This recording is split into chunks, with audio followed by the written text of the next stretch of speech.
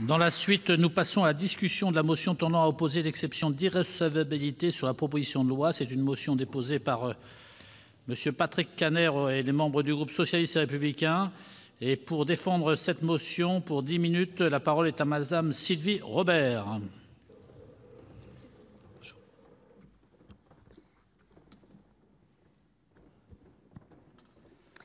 Bien, Monsieur le Président, Madame la Ministre, mes chers collègues, la libre communication des pensées et des opinions est un des droits les plus précieux de l'homme. Tout citoyen peut donc parler, écrire, imprimer librement, sauf à répondre de l'abus de cette liberté dans les cas déterminés par la loi.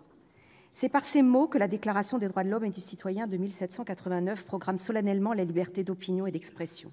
C'est aussi par ces mots que la DDHC concrétise l'essence même des Lumières, fruit d'un combat philosophique et politique séculier, à savoir le droit de penser de manière indépendante et d'agir selon sa propre conscience.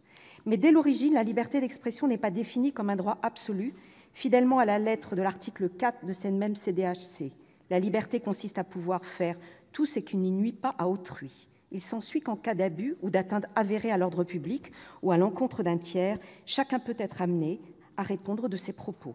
En d'autres termes, la liberté d'opinion et d'expression sont intrinsèquement fondées sur une éthique de la responsabilité.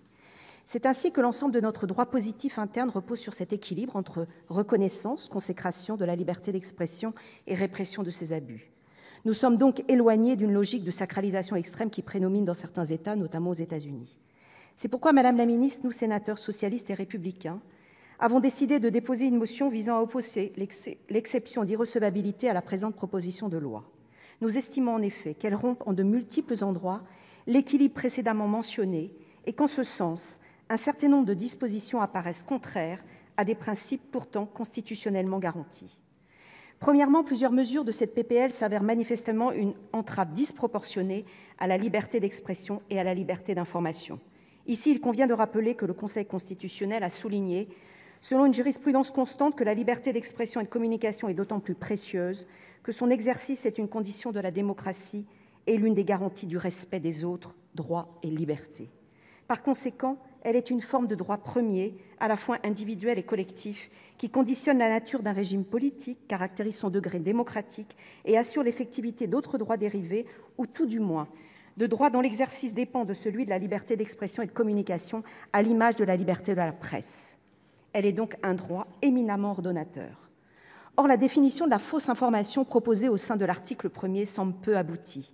Je cite « toute allégation ou imputation d'un fait inexact ou trompeuse ». Outre qu'elle ne prend nullement en considération le caractère d'intentionnalité, son champ particulièrement vaste et imprécis met potentiellement en cause pléthore de contenus émanant de publications aux tonalités différentes, de nature parfois parodique, parfois satirique. Je pense bien sûr au Canard, à Charlie Hebdo, à d'autres quotidiens ou hebdomadaires. Sans préjuger de l'utilisation ou du recours qui pourrait en être fait, cette proposition de loi est porteuse en elle-même d'un risque de censure qui menace la liberté d'expression, d'information et de la presse. En la matière, je crois qu'il faut faire preuve de prudence et ne pas insulter l'avenir. Si le débat relatif à la manipulation de l'information mérite vraiment d'être posé, c'est un vrai sujet et nos collègues l'ont dit, les solutions apportées sont constitutionnellement chancelantes d'un point de vue du droit fondamental que constitue la liberté d'expression et de communication. D'autre part, ce texte paraît porter atteinte au principe constitutionnel de la liberté du commerce et de l'industrie, ainsi que de la liberté d'entreprendre, et ce, pour des motifs divers. Tout d'abord, par l'obligation de transparence imposée aux plateformes en période d'élection. Dans son avis, le Conseil d'État a mis en exergue que seul le rattachement de cette obligation à une raison impérieuse d'intérêt général inédite, s'attachant à préserver l'information éclairée des citoyens en période électorale, était de nature à la justifier. Si les députés ont pris soin d'introduire cette précision, l'absence de définition de la notion d'information éclairée, combinée à celle de fausse information, pour le moins contestable, ne motive aucunement l'application de cette obligation que la Cour de justice des Communautés européennes a déjà condamnée à plusieurs reprises. Ensuite, par la situation de concurrence déloyale, induite dès lors que certains médias peuvent se retrouver privés d'une exposition juste et équitable. Ce pourrait être le cas pour des sites ou pages supprimés à la suite de l'intervention du juge des référés, pour des services audiovisuels qui verraient leur convention unilatéralement résiliée par le Conseil supérieur de l'audiovisuel, même hors période électorale, ou qui verraient leur distribution ou diffusion suspendue par le CSA pendant la période électorale. Surtout, il peut être noté une disparité de traitement flagrante entre les services conventionnés, seuls inclus dans le champ d'application de la PPL, et ceux autorisés, c'est-à-dire diffusés par voie hertzienne, qui seraient hors du périmètre du texte de loi. Autrement dit, la mise en œuvre des articles du titre II entraînerait une rupture d'égalité manifeste en termes de libre concurrence, autre principe constitutionnel sur lequel l'UE et la CJUE sont aussi très vigilants. De plus, la faculté de résiliation unilatérale de la Convention par le CSA, ouverte par l'article 6 de la PPL, interroge fortement. En premier lieu, le Conseil constitutionnel, dans sa décision du 10 juin 2009, sur la loi favorisant la diffusion et la protection de la création sur Internet, a censuré des dispositions qui visaient à conférer à une autorité administrative indépendante des pouvoirs de sanction inadaptés et excessifs.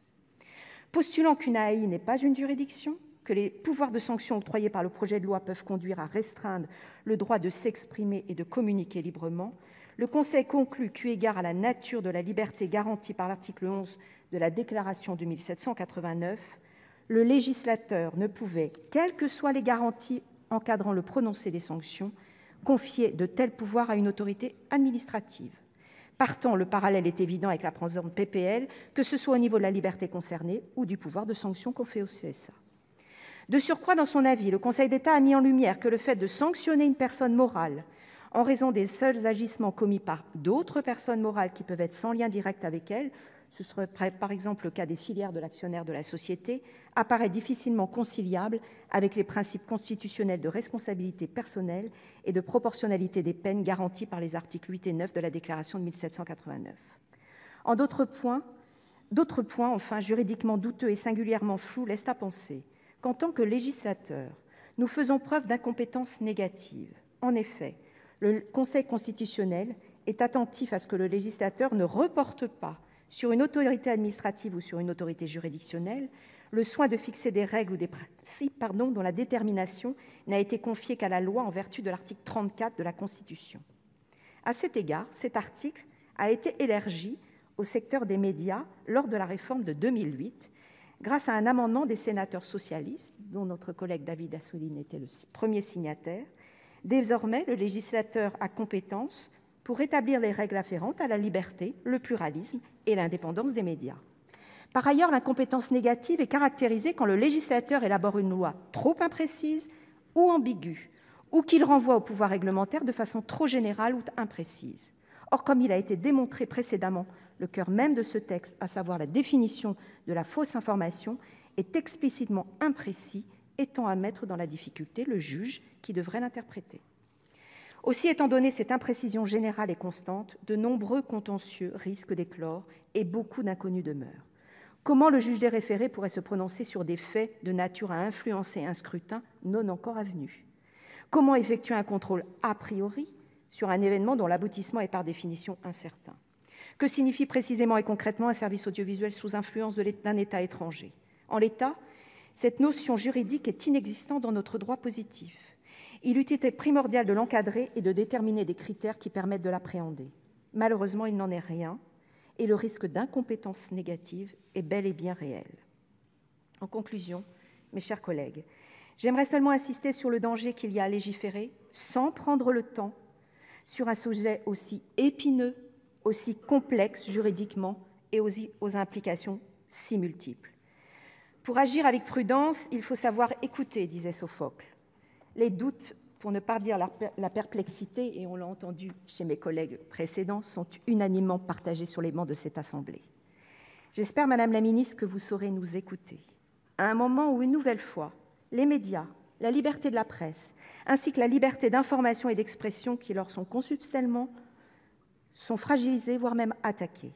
Nous avons plus que besoin qu'elles soient strictement respectées, car elles sont les lettres de dignité de notre démocratie et les remparts contre toutes les vagues autocratiques que le monde voit malheureusement aujourd'hui déferler. Je vous remercie. Merci, chers collègues.